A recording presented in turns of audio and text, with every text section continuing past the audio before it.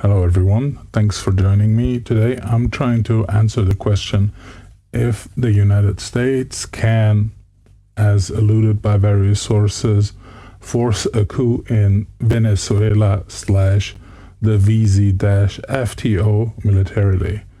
Now let's get this one sorted quickly with VZ-FTO. I mean Venezuela Foreign Terrorist Organization, but we'll get into that detail later on because that seems to be one of the levers of the US government to force a military solution here. First off, let me give you an executive summary and why I chose this format.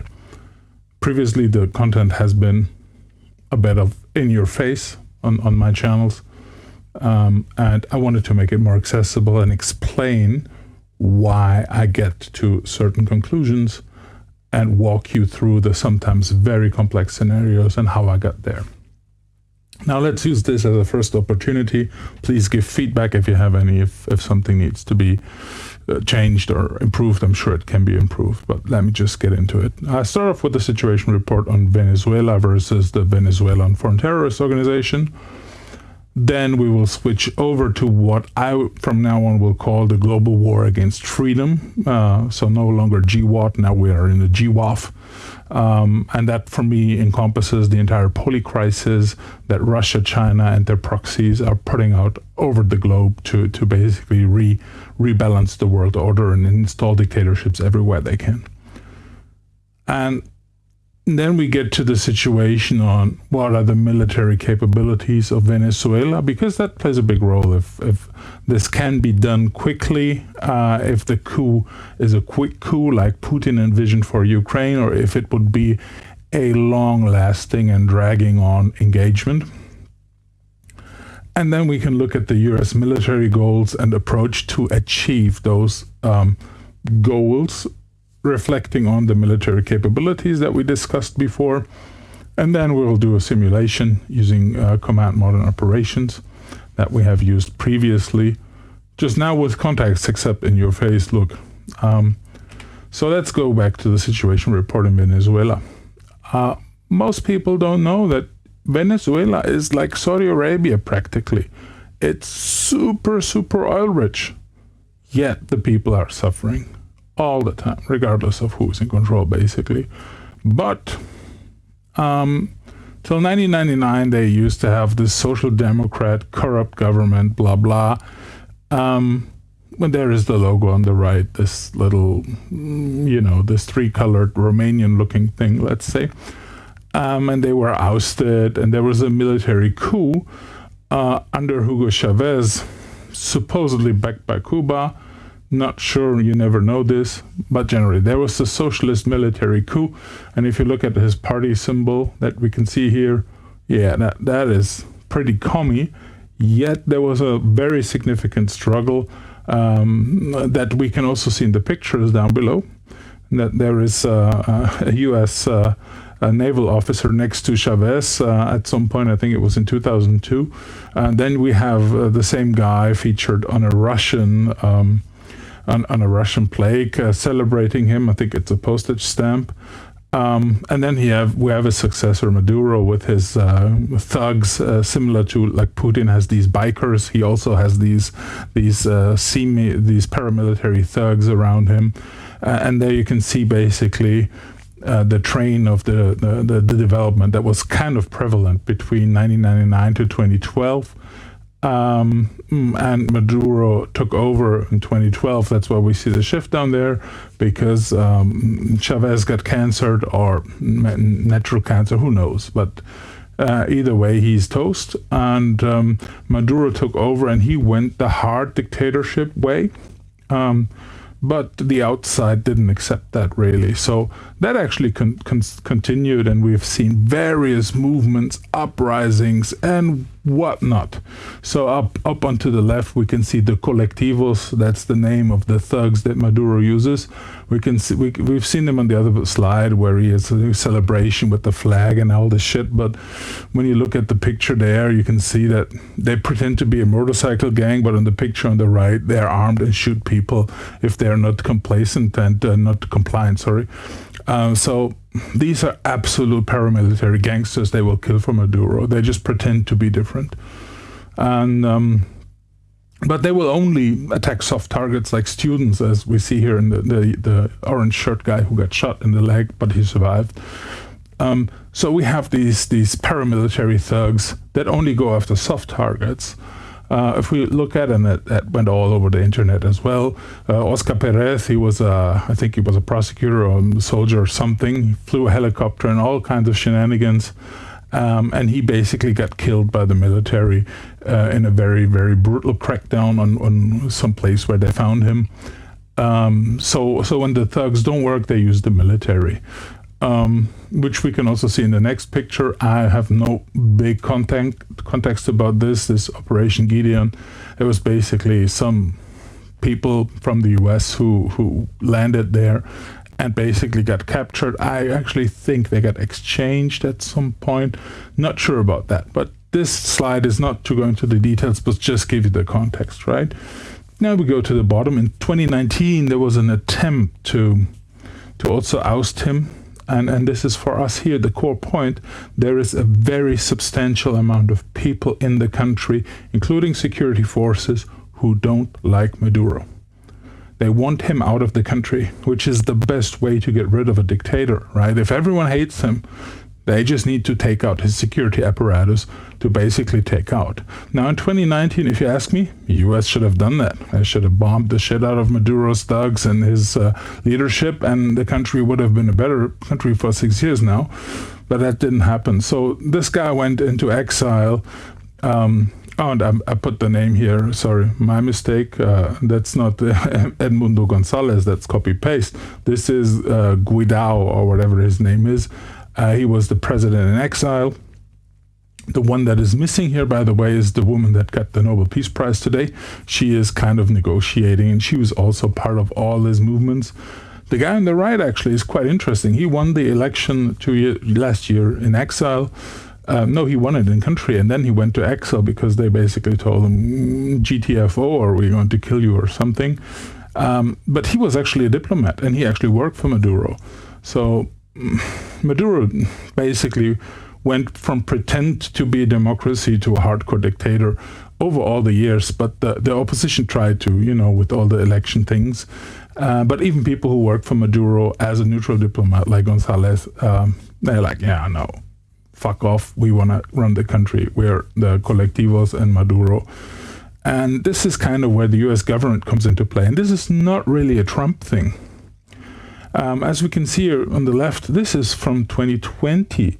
So they were already in 2020 charging Maduro and a lot of other people with their typical names that drug lords have, like El Pollo, with narco-terrorism. So this is not new. This is not a Trump thing.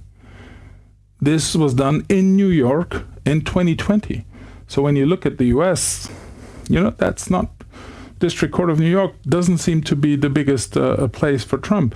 But they were already making all these charges against them. So that thing has been brewing. Trump has just been the one to basically put the foot down, as you can see here, with the executive order on January 20 and designate all these cartels as foreign terrorist organization. And that makes a lot of sense from a current point of view, without getting into U.S. domestic politics. But it makes a lot of sense because the Russian GRU is the foreign intelligence is very much involved in narco trafficking, in weakening Western societies in any way that they can, and they do provide technology to all the submarines that flood Europe and the U.S. with drugs. So it makes sense. It's part of the GWOF, in a sense, right? And when you look at where Venezuela is, and there is Colombia next to it, which is also a pretty well-known multiplier of drugs, then you get a picture, right? We're looking at about 1,400 miles to 2,200 kilometers to Miami. And of course, we have Cuba as the proxy nation too, from the Russians down here a lot closer. But generally, That's just very close. And if we look at Puerto Rico, it's even closer. So it is a very opportune place for Russia, who has a military alliance with Venezuela, which we know Russian military alliances are worth nothing. They are only worth something when Russia needs them, and when the other country needs Russia, Russia doesn't care, regardless of their involvement in the Ukraine war.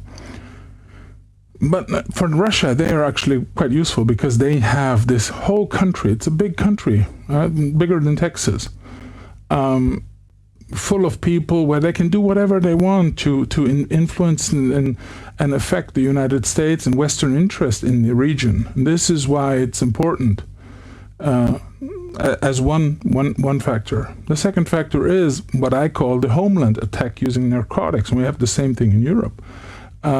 So much stuff is going on, and it's bizarre the amount of drugs that are getting in Europe, where I have more experience. I can say that they have had huge drug busts where the price wasn't affected, which tells you that if the price is not affected, but you're getting tons of cocaine or whatever other drugs confiscated, that tells you that the supply inland is actually higher than the required stuff. So they're actually having a huge surplus, and they're basically fixing the price.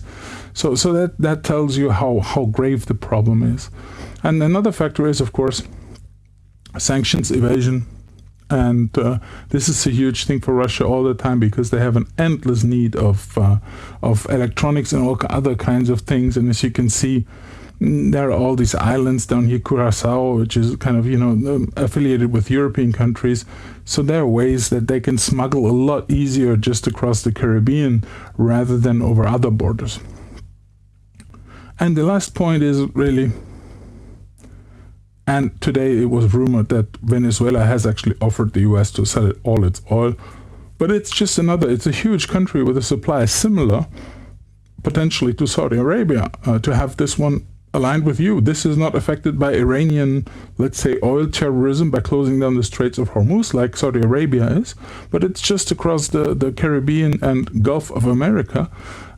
So that's actually a very accessible source. And you can tell how bad really Venezuela is when you think about how close it is to both the European and American consumers of large quantities of oil, yet it's a poor country. So and that's why it's a very important place for everyone, basically. This is why this is a conflict that I think will end up in Maduro getting whacked. But let's just look at it further. Now, when we look at the country and the military capabilities that we alluded to, the first thing, always the first thing, usually overlooked, is the way to see and detect things. And the Chinese and the Russians have been supplying Venezuela with things. Especially the Chinese, I think, use this kind of as a test bed. And there I would say this wide mat radar array operating in frequencies that are, so to say, anti-stealth, similar to the Russian NIBO arrays, have been supplied to Venezuela in some quantity. You probably have 1, 2, 3, 4 of them active, no more, but they have a very large range. And they're very good at detecting something. They cannot say what they detect, and they cannot be very precise at it. But when you have, let's say, what all of us use, like Flight Radar 24 or similar tools, when you have something that's not on there, but it's flying in your direction or in an area that needs explanation, then you have something that can detect something like F-35s at a reasonably higher distance than the more higher frequency radars that are like an order of magnitude higher frequency, because these higher frequencies are the frequencies used for actual target tracking and basically shooting missiles or other things at planes. And this is why they're optimized, the stealth planes, to be very stealthy in that band, in that part of the spectrum, and less so in this part of the spectrum. That's why this works. Now, when you have this detection, let's say cornerstones, you also have air defense systems. They also have radar systems that are not listed here. And here we have 3 main systems. First is the SA-3 GOA. It's basically a development of the SA2 guideline that was used by Russia in the Vietnam War as supplied to Vietnam. So it's really an ancient system. No modern aircraft really has anything to worry about. It's probably one of those things where you can worry about if you're a third world nation and have some working plane or helicopter, then it's a threat. Otherwise, no, not for the US Air Force. Then we have the SA-17, which is the Grizzly. They could also have some gadflies, which is the previous generation, but generally this is the Buk family. If you remember the shoot down of the Malaysian aircraft that flew from Amsterdam to Kuala Lumpur in the Donetsk region near, I think it was Torets, the name of the village. That was done by a Buk. I think it was a gadfly, so an earlier generation Buk. But apparently the Venezuelans have the updated Grizzly version. And they have a couple of those. And they have very, very few, but they do have them, the SA-23 Gladiators, which is known as the S-300, or in the case of Venezuela, the S-300 W or VU. That's a very modern system that consists of two types of missiles, a long-range and a short or medium-range missile, with even anti-ballistic missile capabilities. So that's a similar system that was basically the backbone of, for example, the Ukrainian air defense in the early stages of the war against, in the defense of the Russian invasion. Now let's see, because we're going into the CMO scenario, command modern operation scenario later to simulate all of this. What did I put in? Because I just made a scenario that seems sensible in a way. You have to always account for equipment maintenance, malfunction, sabotage, and these things. So I chose to put in two Chinese white mat radars, one near Tucas. The reason for that is quite simple. Caracas has a very large ridgeline, mountain ridge before the ocean. And I wanted to have one that could look right in front of this mountain ridge and also have a good view towards northwest, where the United States would have an approach path towards Venezuela. And I would basically did a radar horizon calculation and figured that would be a good place to put it. So that has no actual intel. I just figured out this would be a good place to put the radar simply because of positioning in the battle space. Then we have four of the Chinese YB-11, JY-11B radars, which are more high-frequency radars for surveillance. And I've put two in the Caracas area, one on the first mountain ridge, that is on the ocean side, the other one to the rear mountain ridge. And on those two, we actually have some intelligence information about their locations, especially in the Caracas area. They have been spotted on one of the ridge lines near the intelligence headquarters. Then we have one also in Tucas, basically to protect the JY-27 array.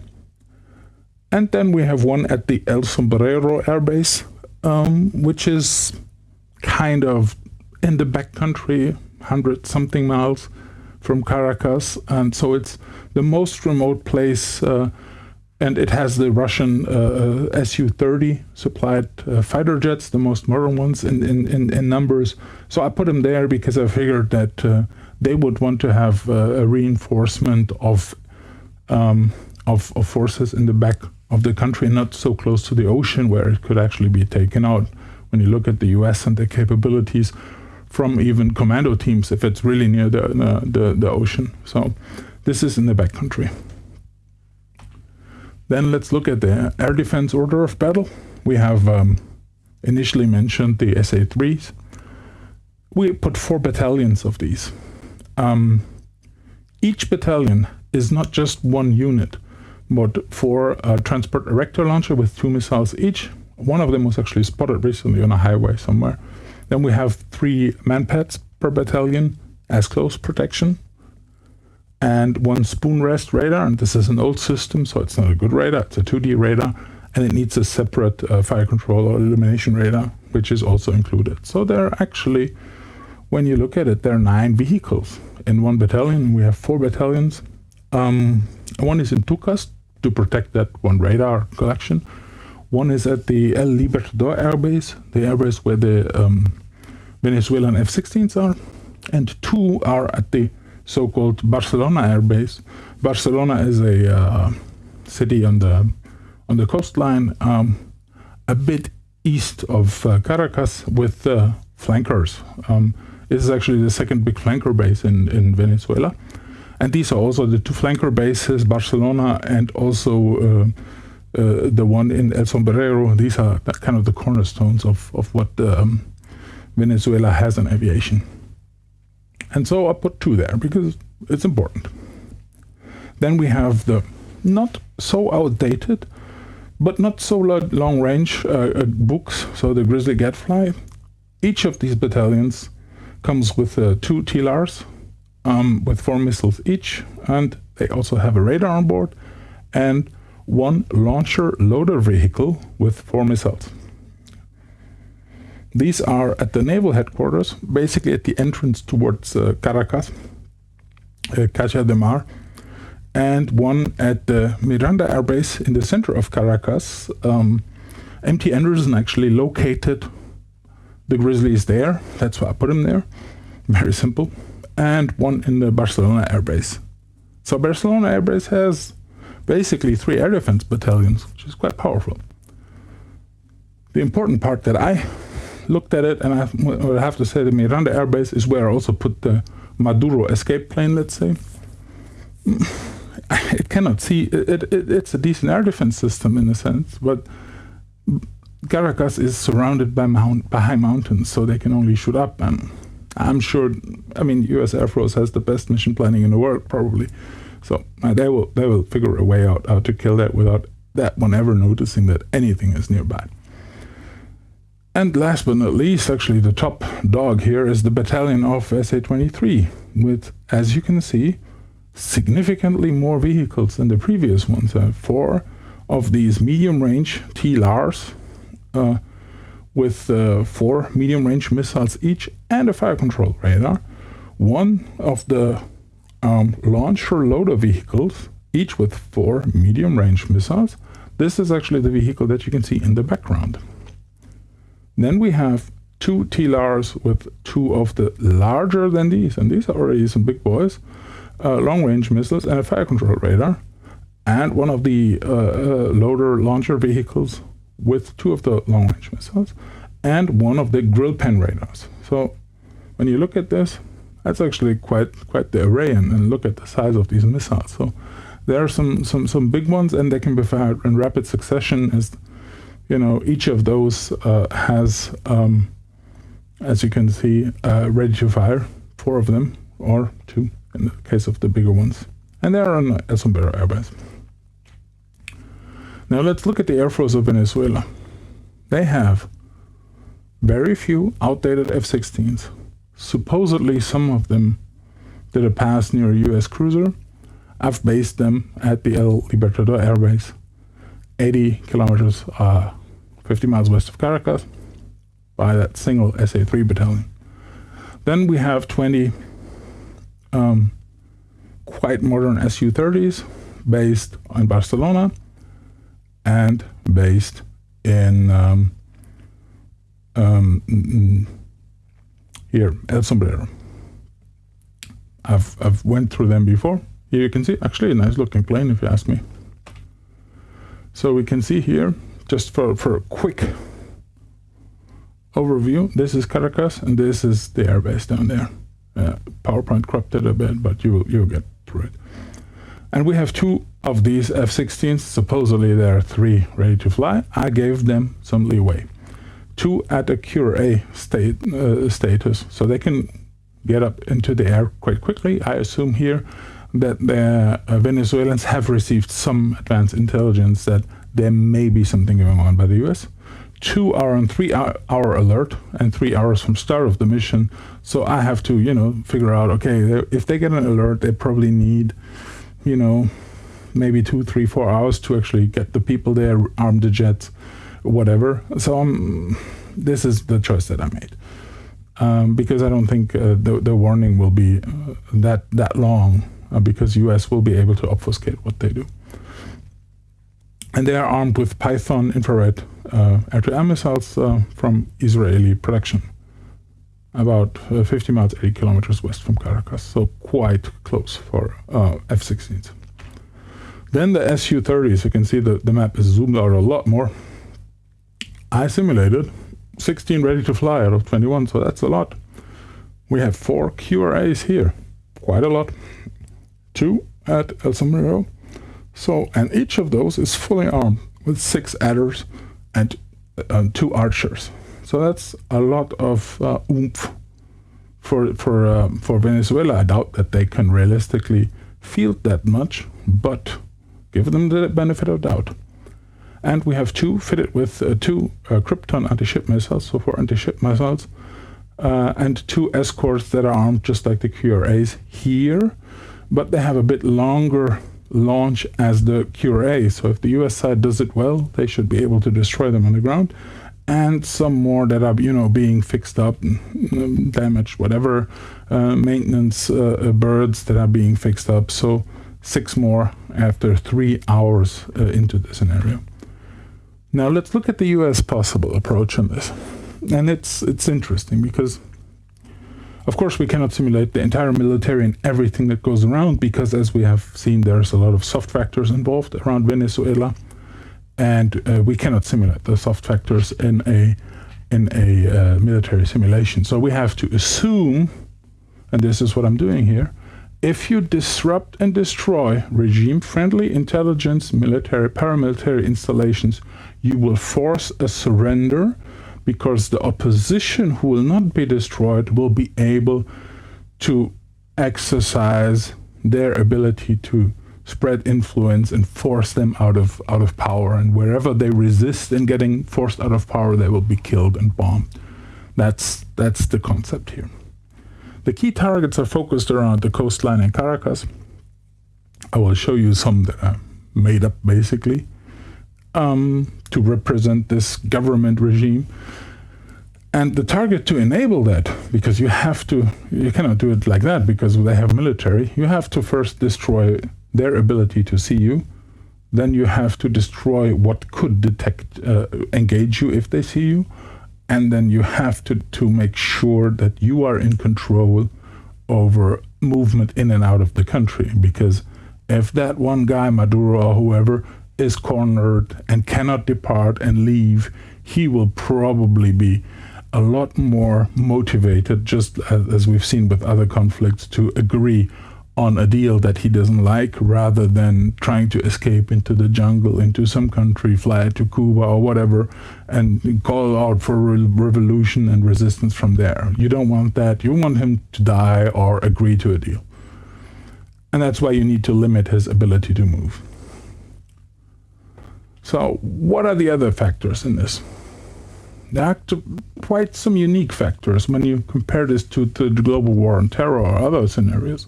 This is very close to continental United States, and as nobody kicks ass without tanker gas, United States has the biggest tanker fleet in the world. It's so big, they can basically treat this as a domestic operation.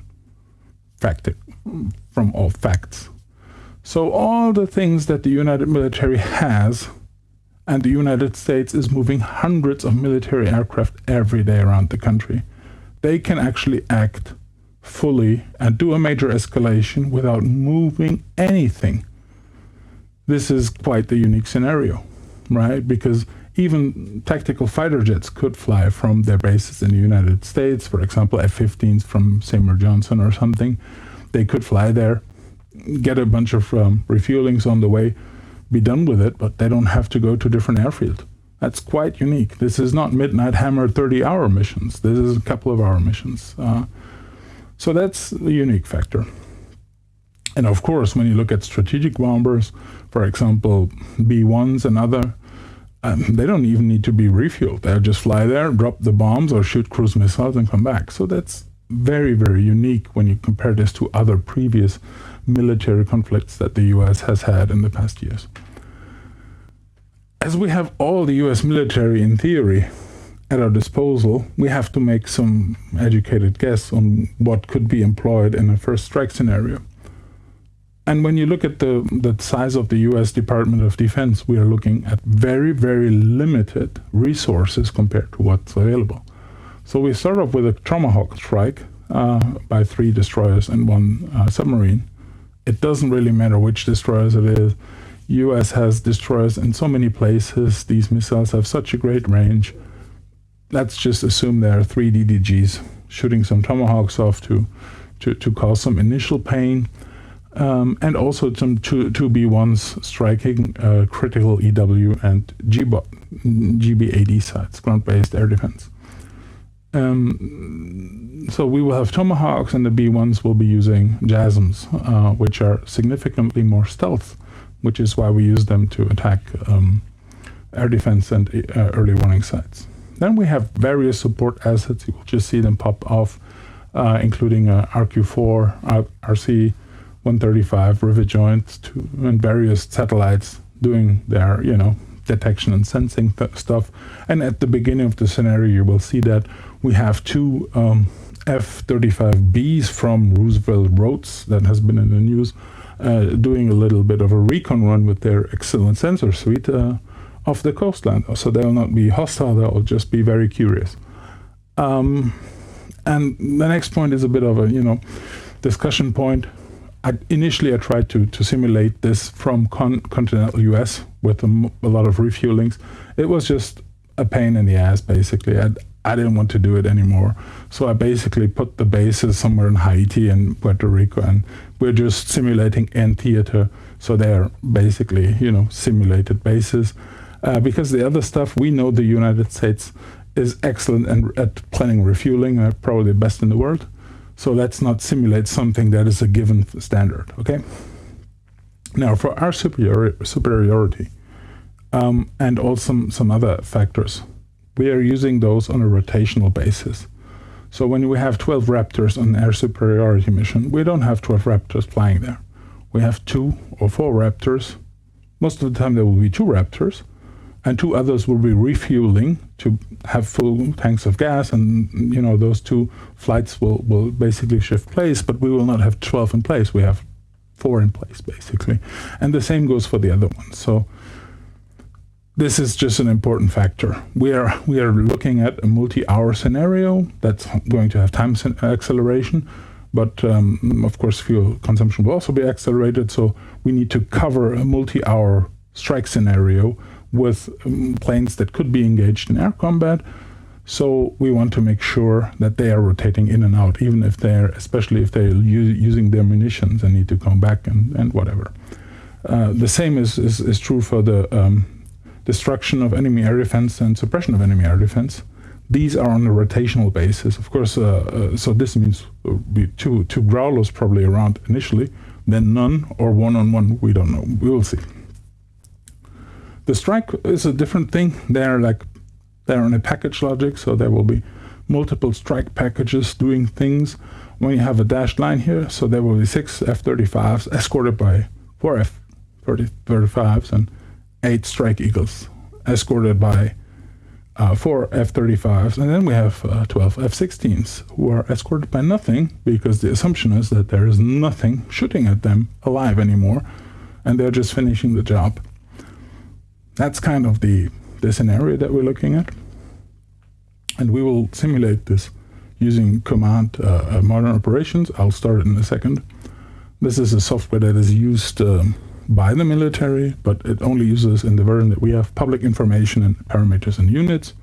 The militaries have different versions where they can enter their specific juice or real data. But for us, the important part here, especially using stealth planes, is it usually has a real sensor view. So if we don't know if something is there because we don't have someone looking at it, or someone putting a radar on it, we will not see it. This is going to be very interesting, because in the real war you will have this destruction or jamming of sensors as a big factor. And I will show this because we will do this in a mode where I can switch to the so-called God's eye, so we can always change between what the sensors of, say, Venezuela see of the US attack, and then we can switch around and see what really is in the air and going on without the jamming of the US and all the incoming missiles. So that's going to be interesting. With that said, let me switch over to Command Modern Operations and kick this off. Mic on. There we go, guys. This is Command Modern Operations with the scenario that I built. So this is, as I said before, the center view. And I will just set this up quickly and clear this up. And in the sensor view, we just see the default setting on the start of the scenario. I chose deliberately 9 p.m. as a local time here. It's in the tropical areas. It will get dark very quickly so that the operation kicks off around midnight local time, so that after initial shock and awe, the whole night is there for the opposition to work. That's the idea behind it. When I click start, and I will actually do this on 15x immediately, you will see a lot of yellow targets appear. Charge complete. The yellow, sorry, this was the headphones. Yellow targets are the targets that are not identified and unknown. My units will identify them over time, and that's how it will go. Some brief explanation. You see, I originally had this planned, as I said, from continental US. I didn't do it. I wanted to have them fly here and do this and that. So I just put everything here in Haiti. Let's just assume this is, the way it goes. So we only have to worry about the area of operations, because the United States is very capable of planning on the so-called aerial refueling missions. I've put also some no-fly zones here, as you can see, because these countries would not agree with overflights, whatever. Not so relevant flying from here, but I just did this anyway. This is Roosevelt Roads Naval Station that we heard about, where they had the F-35 stationed. Here we can see the Iwo Jima amphibious ready group. I'm just having it on a course here, not really doing anything. Then we have these F-35s doing a little course here. This is the recon flights that I mentioned. This red part here is some of the, let's say, prosecution zones for the missions. I can also actually turn them off. This is probably easier. And then we have an SSN here, some cruisers, and the planes here. Now let's kick it off. And as we can see, their emissions, we know that they're coming from here, and the rivet joint will try to understand better on what these are. And I click on this, you can also see how this is a developing picture based on the information that the rivet joint has. So here, this is the area of uncertainty, and it will get smaller the more sensors are on it. And as you can see, it's being detected by a satellite and by the rivet joint. And here, this is probably more interesting because the F-35 will go there soon. This is a group, I'm sorry. So this is the right way.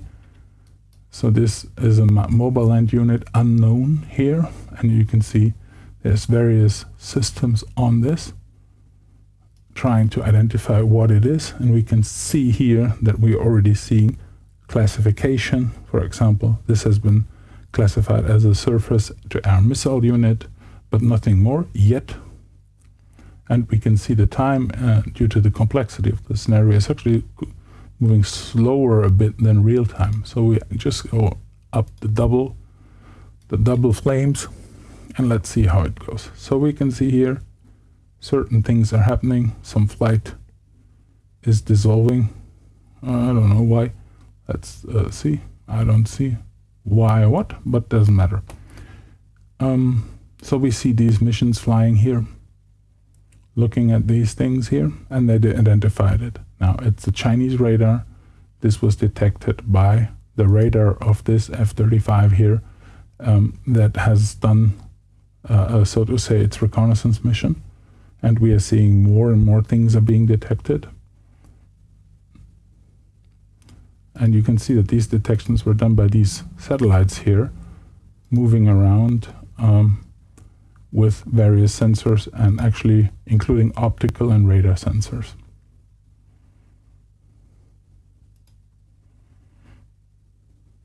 Now we can see it's moving. I'm glad it's moving significantly faster, which is good. Don't want to play on this scenario forever. And we can see we have significant identification abilities going on right now. And our units are doing this stuff here. They will probably return to Roosevelt Road soon because I put them to no refueling. And we can see here at 20 minutes approximately after I started this, that the first official missions have started. So there is an EC-37 compass call, electronic warfare plane, and a sentry moving in. They're moving into this area here. These reference points are their early warning orbit. And there's ACE-1, a B-1 Lancer with 24 JASMs moving in. And as you can see, this is the flight plan. This is the launch point. And they will launch these missiles to fly rather straight line and, well, more or less avoiding islands and also avoiding the air defense area here to try to hit there and there. And as we can see here, I'll just zoom in a bit. We can see various planes moving out. What we have here is all the aerial refueling units. They are moving out of MacDill to provide aerial refueling ahead of the fighters moving there in these areas here. And that's basically what's happening. Oh, here over there is a Virginia-class submarine.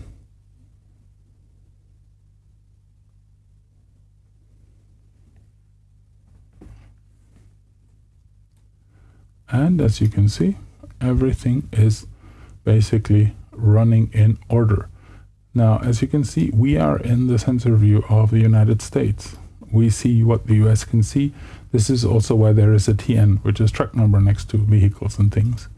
Let's just switch over to Venezuela. This is what Venezuela sees. They know there's certain satellites there. We have all the units here, and I will just quickly move it a bit slower. And because we discussed this before, this is Caracas satellite picture. But what I want to do now is switch over to more detailed view, and I will open this group so you can see here there's the radar sites on top of this mountain, on top of this mountain, and we have various sites here. There is a leadership compound here, a leadership compound here. There is the intelligence service here, and there are various Ministry of Defense, military battalion centers, and here is the city airport with here the Maduro plane, Tu-1556, and there on the near the runway there is the Grizzly group that MT Anderson has located. Here is the Cacha de Mar airfield. I'm not using the airfield, but there is the Naval Command, and they have a Grizzly apparently. And here you can see the F-16 airfield basically. And down here is the big one, the big Su-30 airfield, with, as you can see here, the massive range of the surface-to-air missiles. And here is the other one. You can see the range difference from this. This has only SA-3 and SA-17 SAMs, and this with the S-300, massively bigger range. And you can see here the various radar sites. The white is the radar range, and when we actually see that they have a raw estimate that there is something flying, could be anything, but they don't know. When we go to the what I mentioned before, God's eye view, which I do now, you can see that there's a lot more going on than what they can see. They see a rivet joint here, and they see a global hawk here, but they don't see anything else. All right, so all this, they have no clue it's coming. And we actually stay here in the Venezuelan view. I will just switch over to the satellite picture again, and just keep it running for a bit more.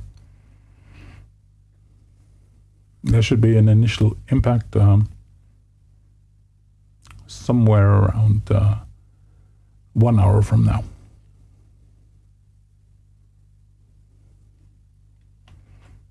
As you can see, units are moving in. Now we see takeoff from F-35s here at Roosevelt Roads Naval Station, and more are coming in from here.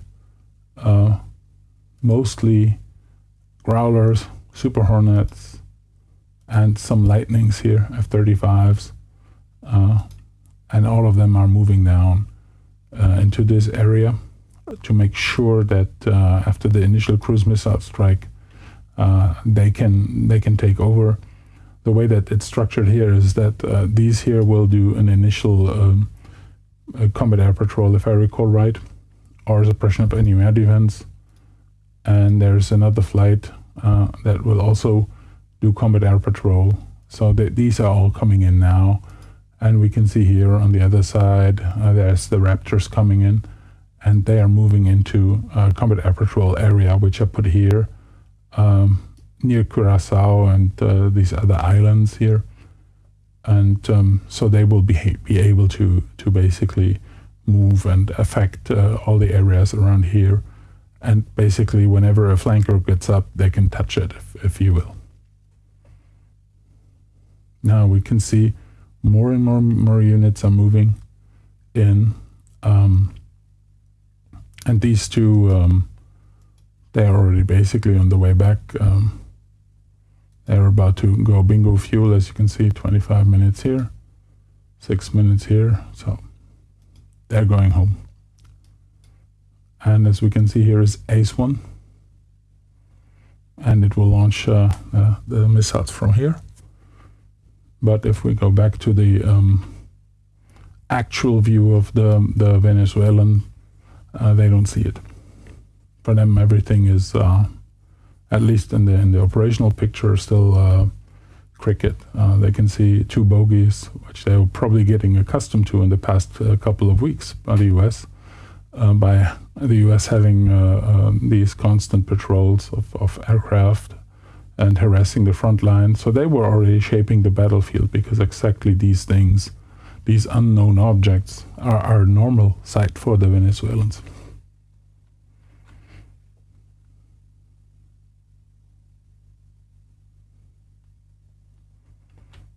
And we are progressing rather quickly, as you can see, with the large time acceleration. ACE-1, a little cheat here, clicking ACE-1, and just leaving him selected while going back to Venezuela. And I can see that he's appearing at the place where he will launch the weapons. This track that we see here is not ACE-1. This is actually something at 45,000 feet. I think it's, it's the compass call here, the EA-37B. And we can see that this one, the SB-1 here, has already shot 10 JASSMs. Yet neither the B-1 nor the JASSMs are on the radars of the Venezuelans. And neither are all of these assets here that should be in range, as you can see. So this area here has a B-1, and it's not detected yet, despite the radars being here, two of them actually. And you can see it's basically targeting the airbase down here and some other stuff. And it's about to basically return to base, just like the other one, because they basically shot that 24 JASSMs each without ever being, so to say, returning to base. To Eglin here, no JASSMs left. Both B-1s. Detection, this one has been detected, and the other one as well now, and more stuff up here. So now, when you think about this, okay, there's a lot of stuff all of a sudden appearing as unknown, but not really precise. So now they can start thinking, but as I said, when you look at the scenario, we're already over 1.5 hours in. So those planes on the 3-hour alert are already down to 1.5. So if they think about it now, it's still 1.5 hours from zero to go time is still a short time for a military jet to get airborne. And you can see here on this picture, actually, we have quite the extreme amount of ordnance coming in, with Venezuela not knowing anything about it. There are a lot of JASSMs, 48 coming in here in total, on various targets, as you can see. Then we have dozens and dozens of Tomahawks coming in. And the fantastic Chinese and Russian radars show nothing yet. That's because the missiles are designed to defeat that by flying low and whatever.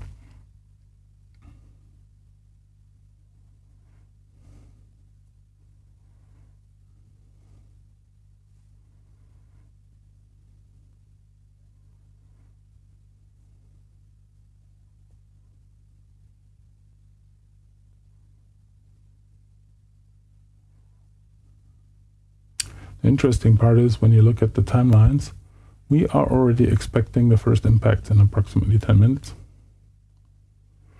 I will switch on to the God's eye view again.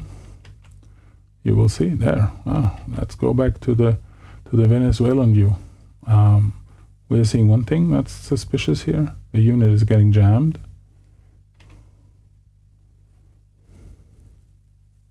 There, bam, never detected anything. Right, so let's see. Something happened, but they don't know, and they lost the radar up here. We look at this, we can see that a lot more pain is about to unfold down here. Yet, a military such as the United States military has so many means of basically attacking an enemy that is significantly stronger. It's able to attack a peer enemy. So a military like Venezuela has zero chance in such a scenario. And we can see it here. We can go down here and you can see the Venezuelans are starting to pick up with their GOA that something is incoming. But at the end of the day, they pick it up, not with radar, but really with their infrared cameras. Let's go back to full speed. You can see it's basically just like, you know, that they have multiple vehicles, as we've discussed before, so it doesn't just require one JASSM, and a bunch of them need to be in there, do the job. And as you can see, they're not always hitting. This is all including, let's say, real uncertainties, and everything is destroyed there. And this anti-stealth radar that we've discussed before is probably also getting hit. And as you can see, it's not a very good radar, so it just gets destroyed. And this radar was actually the radar that was giving these rough indications. And this is not getting any better, as we would say. Now with these radars out here gone, and these that's just 2 minutes. I've made the initial attack on 240, and we can see here that some things are happening, but there is also the first F-16 flight. The second actually is also up, so there's 4 Venezuelan F-16s, and something has been destroyed here. And let's just pause for a second. Let's see what's there. Let's actually go to the God's eye view and see that what we have here is actually F-35s already on the scene, right? Throwing Stormbreakers, GBU-53s, and a whole lot of Tomahawks, also on and about, and JASSMs also. Let's actually go back here and just see how it goes. So as you can see, very, very little and not very precise warning for the Venezuelans, who still have this reports up here a couple of minutes ago that there were some missiles here. These missiles are now here, and they will start doing things. There we go. And as we can see here, and they can also detect them, of course, because AMRAAMs are not stealth. And now they are shooting AMRAAMs and things at these two unsuspicious F-16s, who are basically being fed to the dragons and lightnings and fed Amy's of the world. And as you can see here, these are heavily emitting themselves, these F-35s. But they do so to ensure that they have radar tracking and everything. They just destroyed the Ministry of Defense, or the JASMs that came in actually did. And there's a multitude of other missiles and bombs coming in, as we can see here. Stormbreakers. I suspect from the mission planning before that these are actually escorts of the strike package, and they've identified the radars and air defense sites and are attacking those. They are not attacking the ministries per se. This was some JASMs when I think about how the strike packages went. And as we are in the Venezuelan air picture, we can see that in El Sombrero, the first flankers have taken off with their rather impressive load of 12 BVM missiles, beyond visual range missiles. And there's also a lot of shooting going on in Caracas.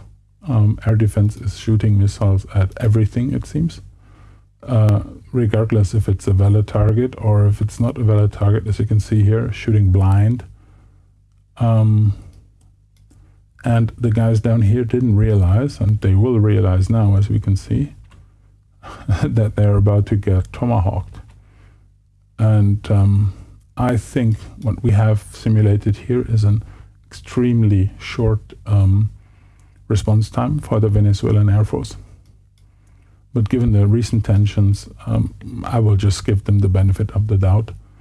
I would, in practicality, probably assume that the Air Force has a, let's say, the resistance will make sure that not every pilot takes off, and they will have an excuse or whatever, be home or sick and not want to die, because any sane pilot will probably understand that going up against the United States Air Force with two Su-30s without really ground-based radar support is probably a futile attempt, or borderline suicide, as we will probably see here. And as these two guys here don't have any air picture except very ambiguous tracks, and they're going after these tracks here. They think that these are advanced American air fighters, but they don't know which. They just think it's a 4th Gen Plus, and they're going after them. But on the other side, they shot down some Tomahawks here with the Archers, but it doesn't matter.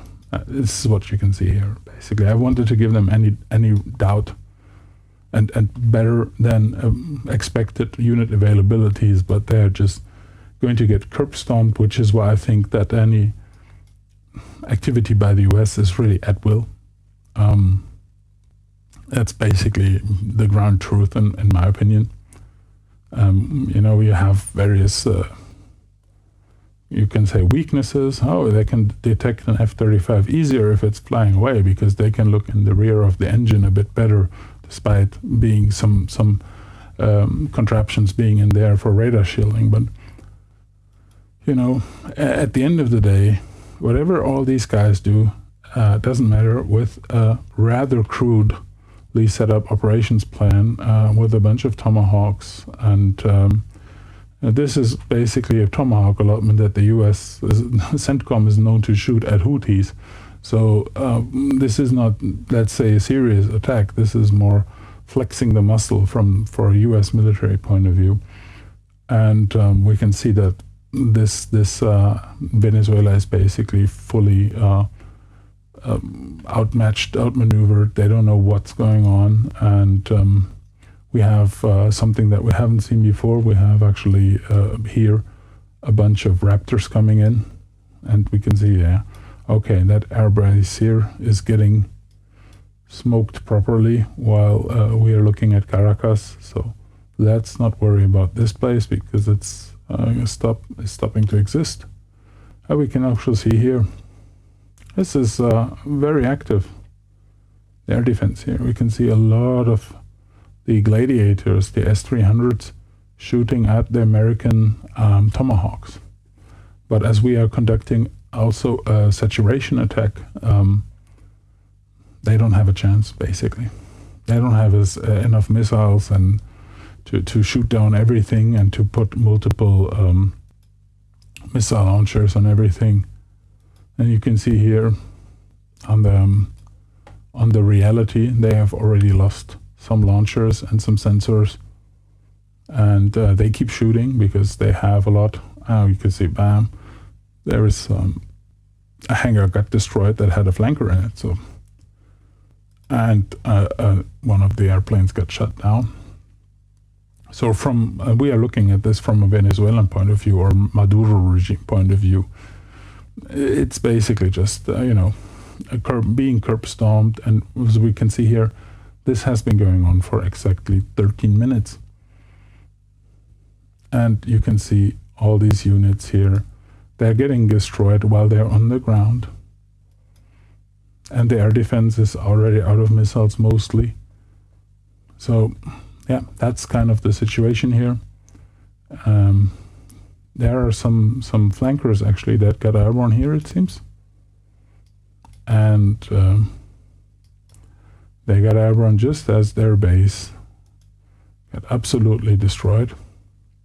Not sure if that's not too much benefit of doubt to have Venezuelan flankers go up into the air while 20 Tomahawks are impacting their base, but that's what happened here. Okay, the runway is destroyed now, as we've seen. And yeah, I can practically stop the scenario if you look at it. We didn't even have a lot of stuff from the US coming in. And most of the key targets here are already destroyed. And let's switch to the God's Eye quickly. So these Raptors are looking at these flankers here. Okay. And these are other Raptors. They're still flying there, but I think they will go back soon. They are out of fuel almost. This one is already heading to refueling. So that could be a little bit of a breather, because these units need to go and refuel up here. But as you can see here, more will come. More will shoot. And many flankers just getting destroyed on the ground because of all the Tomahawks that are still raining in.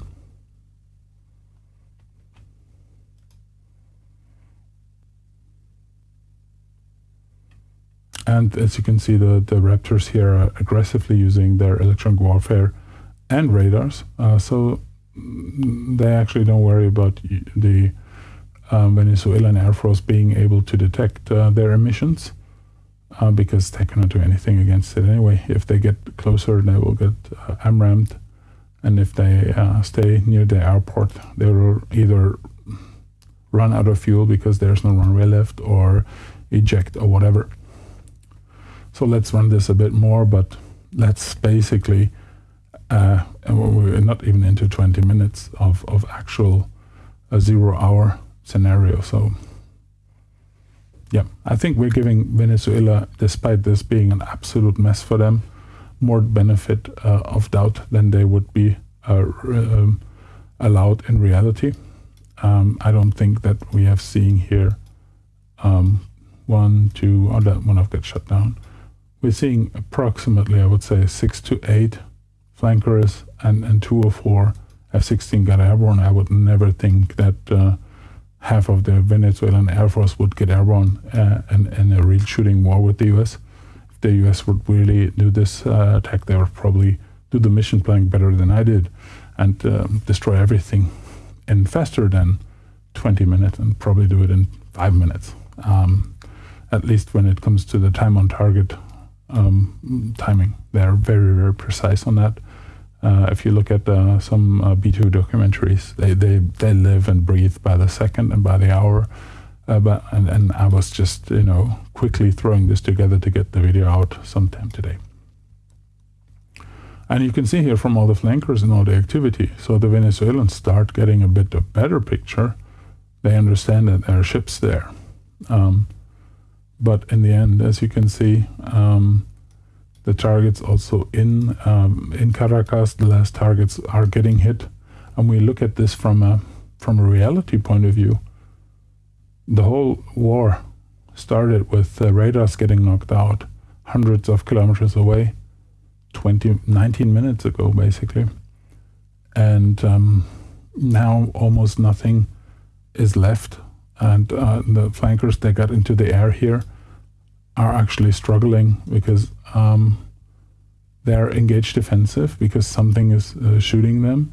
They're on final approach, and it's not good for them. Like, where is the airport? I mean, of course, they will probably land at some civilian airport that I didn't model, but if you land with a military aircraft in times of, let's say, civil war, military unrest, because the scenario is similar to a civil war, certainly with the disagreements within Venezuela, then that plane would never take off again, basically. That's what I think. And so, as you can see, this yellow icon is missing from these airfields here. That basically means that these airfields have no flankers left. All the flankers that still exist are those in the air that are desperately shooting their missiles at whatever sensor contact that they get, be it a missile incoming or one of their own missiles. And this airfield here is also close to being destroyed. It has two F-16s left. I gave them a lot more benefit of doubt than in reality they will have. And yeah, that's it. Key targets, not all destroyed. Wow, well, we're just 20 minutes in. But as you can see here, this National Guard building is on fire, has been practically destroyed. Same with this leadership compound that is the battalion, infantry battalion Simon Bolivar, which is apparently the elite thing. And as we can see here, that's, well, I said, made a simulation that is not absolutely curb smashing them. That radar is still there. And as we can see here, also Maduro's plane is there, despite this airfield getting bombed and the headquarters getting bombed. And also the Grizzly platoon is still here, battalion actually. So not everything goes according to plan, as you see, but that doesn't mean that 22 minutes into this operation, we haven't already destroyed 80% or more of the Venezuelan Air Force without any big effort, and that's kind of how it will be for the US. And we can see something is going on here. I actually don't know what's incoming. Okay, so this is the second round that they planned here. They decided that this was not sufficiently destroyed, so they're coming in again. Let's look at this from the Venezuelan point of view. With the topo map. And switch on the missiles coming in, so we can see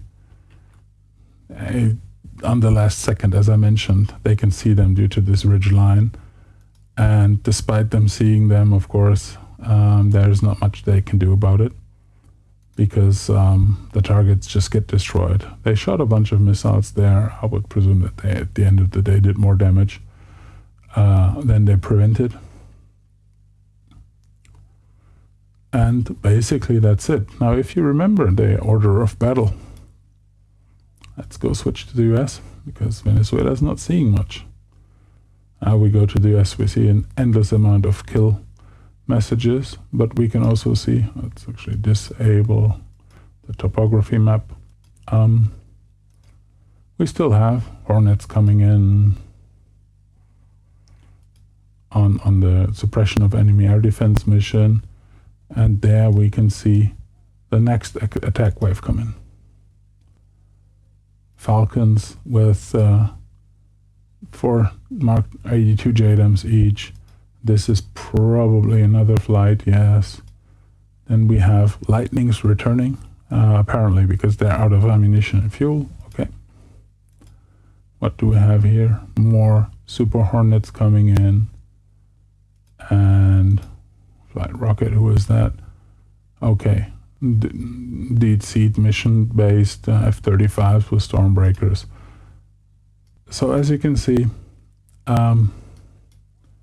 we are basically seeing fire being rained on this this country without any regard of let's say their military capabilities, because they basically have no chance, right? And we have sufficient tankers here, so these U.S. units that are here to provide combat air patrol, and he wants to kill those flankers, but he's out of fuel, so he's just getting new gas. That's just a level of force projection that the U.S. can employ. They have no chance against this. And let's be honest, if these flankers that are flying around here had an airport to go to, apparently they do. They seem to be heading for the capital. I actually disabled this, to be honest. I disabled the capabilities of this ARG, because of course the SM-6s and also the ESSMs could shoot these guys down, or at least force them into evasive maneuvering, which would force them into running out of fuel. So it's basically a done deal. And as you can see here on all these missions, we basically have 30 minutes after start of operations, we're about to see another 12 F-16s come in and bomb the remaining targets in the capital. But it doesn't matter. I think this illustration is harsh enough to make you understand why I think it's really a matter of political decision in the U.S. capital if the U.S. will prevail. And let's look at the losses and expenditures. We see that the U.S. has 0 losses. It shot 48 JASSMs, 9 MRAMs, 32 Stormbreakers, 4 joint missiles, about 165 TATCOMs, or TLAMs, and some SM-6s actually. So one of these flankers must have gotten too close for comfort. I didn't disable them, I just put them in self-defense mode. So yeah, less than 200 Tomahawks, so approximately a bit under 250 cruise missiles, and a bunch of Stormbreakers and others. JLMs are coming in the next wave. Destroyed the Venezuelan military within half an hour, and you can see what they've all lost in this time. 6 Falcons, 9 flankers, with the rest basically running away and hoping to find a place to land. And yeah, that's it. I think when you look at the country, it cannot prevent the US from forcing the US military to dismantle the foreign terrorist organization / narco-terrorists in Venezuela, because they cannot stop the US Air Force from doing what it wants across Venezuela. And that's the message I want to get across here. And this is why it failed in 2019 and before with getting the new government in, is because Maduro's military apparatus was intact. But as you can see, it will probably be just one day for the US to dismantle that. And if you want to be really harsh, and if the US wants to curb stomp, they can do it in less than an hour. Thank you. Appreciate the feedback. Bye-bye.